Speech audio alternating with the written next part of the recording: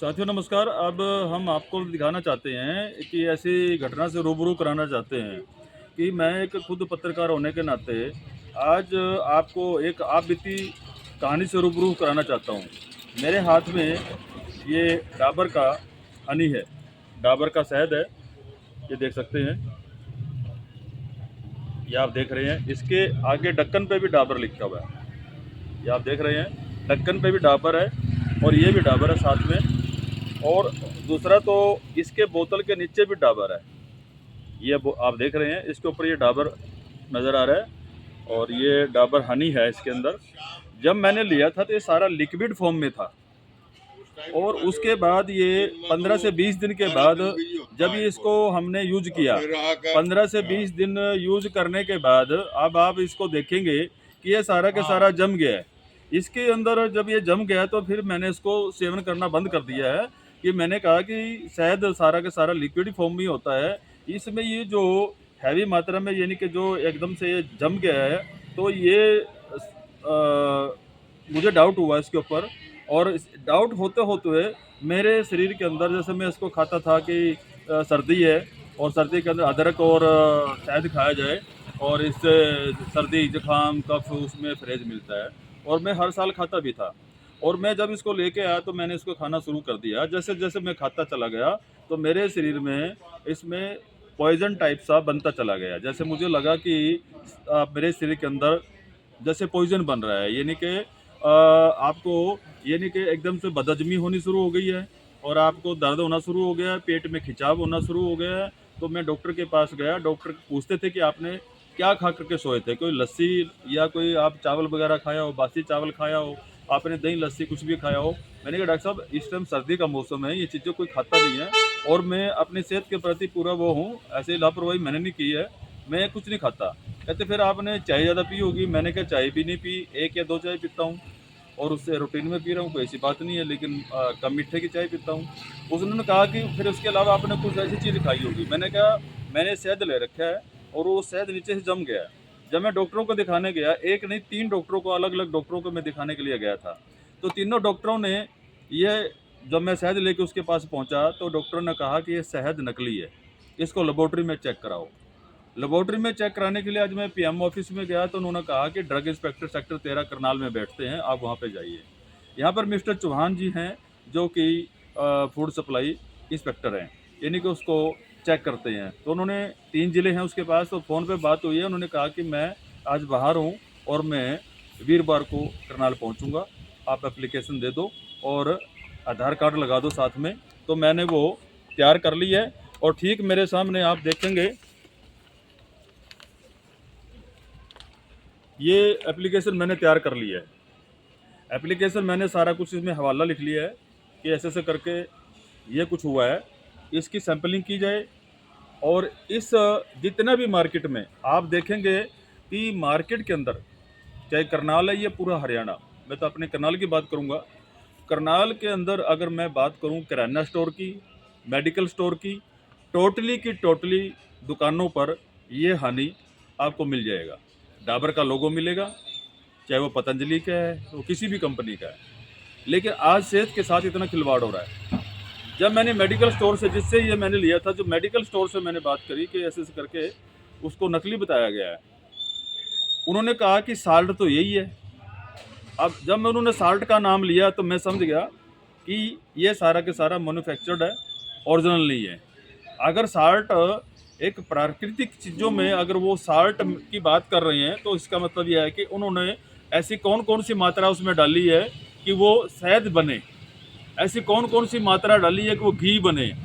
जबकि घी अगर पशु का है, चाहे वो गाय का है चाहे भैंस का है, उसमें कभी साल्ट नहीं डलते। सबको पता है कि मक्खन कैसे निकलता है और घी कैसे बनता है। अगर घी यानी कि हनी बनाने के लिए अगर साल्ट की बात उसके ज़ुबान से निकली है तो कहीं ना कहीं गड़बड़ है। उसके साथ साथ मैंने 10 दिन के बाद जब मैंने देखा कि मेडिकल स्टोर पे वही लोग सप्लाई देने के लिए आ रहे हैं, तो मैंने जब उन सप्लायर से पूछा कि भैया आपने ऐसे ऐसा करके मेरे को हनी दी है और वो असली नहीं है, तो उन्होंने कहा कि सर जैसे हमारे से पीछे से मिलता है हम वैसे सप्लाई करते हैं। हम तो नौकर आदमी हैं, सेल्समैन है, हमारे को तो सिर्फ कमीशन मिलता है वहाँ तक, वहाँ पहुँचाने का, जितनी हम बेच के आएंगे उसके ऊपर हमें कमीशन मिलेगा। यानी कि फैक्ट्री कोई और है, हो सकता है कि लेबल कुछ और हो, या हो सकता है कि डाबर कंपनी ने अब डुप्लीकेट शहद बनाना शुरू कर दिया है। ये प्रमाण के लिए हम आज इसको लेकर के आए हैं और मौके पर हमने ये वीडियो शूट किया है ताकि बाद में ड्रग इंस्पेक्टर या फूड सप्लाई इंस्पेक्टर, फूड जो इंस्पेक्टर होता है, कभी कल को ये न कहे कि आप लोगों का सैंपल तो पास हो गया है। अगर ये सैंपल पास होता है तो हम फूड सप्लाई इंस्पेक्टर के साथ जाकर के किसी भी मेडिकल स्टोर से, किसी भी किराना की स्टोर से फिर डाबर का हनी लेंगे और हमारे सामने वो चेक करवा दें। और ये अगर चेक होता है, क्योंकि 3 डॉक्टरों ने बोला है, एक डॉक्टर झूठ बोल सकता है, 3 नहीं बोल सकते। जब 3 डॉक्टरों ने इसको चेक किया है, तीनों के तीनों डॉक्टरों ने इसको बताया कि ये हनी डुप्लीकेट है। उन्होंने यहाँ तक भी कहा अगर ये अगर पास हो जाता तो हम 1 लाख रुपए का चेक देंगे। ये पास होना चाहिए, नहीं होगा, क्योंकि अगर किसी डॉक्टर ने ये चैलेंज किया है और किसी डॉक्टर ने इसको बताया है तो 101% ये सारा का सारा डुप्लीकेट है। तो ऐसे बाज़ार के अंदर बहुत सारी चीज़ें मिल जाएंगी आपको। बाज़ार के अंदर घी मिल जाएगा, कोई भी फूड की क्वालिटी है, कोई भी फूड से संबंधित कोई भी आप चीज़ लेते हैं, खाते हैं, वो सभी के सभी आपको नकली मिल जाएगा। लेकिन आपको मैं एक और आगाह करना चाहता हूँ, इस तरह के सैंपल मैंने बहुत पहले भरवाए थे। तेल का सैंपल भी मैंने भरवाया था। वो जो सैंपलिंग करने वाले इंस्पेक्टर थे, उनकी मिली भगती के कारण वो सैंपल भी पास हो गया। मुझे डाउट है कि मैं अगर इसको यहाँ पे छोड़ देता हूँ, कल को ये अगर सैंपल पास हो जाता है तो कहीं ना कहीं हमारे मन के अंदर, दिल के अंदर ये बात जरूर बैठेगी कि ये मिली भगती के कारण ये सारे का सारा सैंपल पास हो रहे हैं। अगर निष्पक्ष बात अगर करी जाए, मैं सरकार से भी अनुरोध करूँगा कि जो यहाँ पे एक सैंपल कमेटी बैठी हुई है, उसमें अगर प्राइवेट सामाजिक संस्था का कोई मेंबर शामिल किया जाए ताकि दूध का दूध पानी का पानी नज़र आ जाए। और मामलों के अंदर भी सामाजिक संस्थाओं का या प्राइवेट आदमी उसमें शामिल किया है कमेटी में, ताकि एक विश्वास बने, भरोसा बने। तो मैं सरकार से भी अनुरोध करूँगा कि ये कमेटी बनी है तो उस कमेटी का मेंबर उसमें साथ में जोड़ा जाए और वो सैंपल भरवा करके उसके सामने पास करा जाए, तब इस देश का भला हो सकता है। अदरवाइज हमारे स्वास्थ्य के साथ खिलवाड़ हो रहा है। हम सोचते हैं कि हम दूध असली पी रहे हैं, दूध असली नहीं पी रहे हैं। कितने नाम गिनवाऊँ।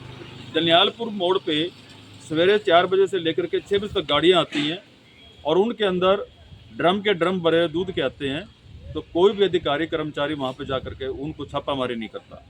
जिस दिन से ये छापामारी शुरू हो जाएगी तो देश में बदलाव आना शुरू हो जाएगा। और हमारे सेहत के साथ जो खिलवाड़ हो रहा है, आज हमारे साथ सेहत के साथ जो खिलवाड़ हो रहा है, आज हमारे बच्चे, हम उनको प्रोडक्ट देते हैं कि ये खा करके बच्चा या आम आदमी या बुजुर्ग आदमी सेहत से वो उसका इजाफा होगा या सेहत से उसकी प्रोग्रेस आएगी, लेकिन नहीं होगी।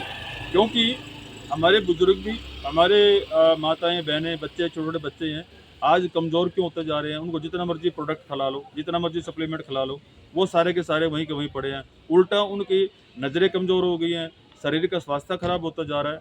ये सभी का सभी इसलिए ख़राब हो रहा है कि जो भी अधीनस्थ अधिकारी हैं वो अपनी ड्यूटी के प्रति लापरवाह हैं। मिली भगती का जो दौर है वो धड़ल्ले से चल रहा है। जिस दिन ईमानदारी सामने आ जाएगी उस दिन देश का भला होना शुरू हो जाएगा। और जो पहले एक कहावत बनती थी, देशा में देश हरियाणा जहाँ दूध दही का खाना, वो फिर से वो एक जुबान पे आ जाएगा।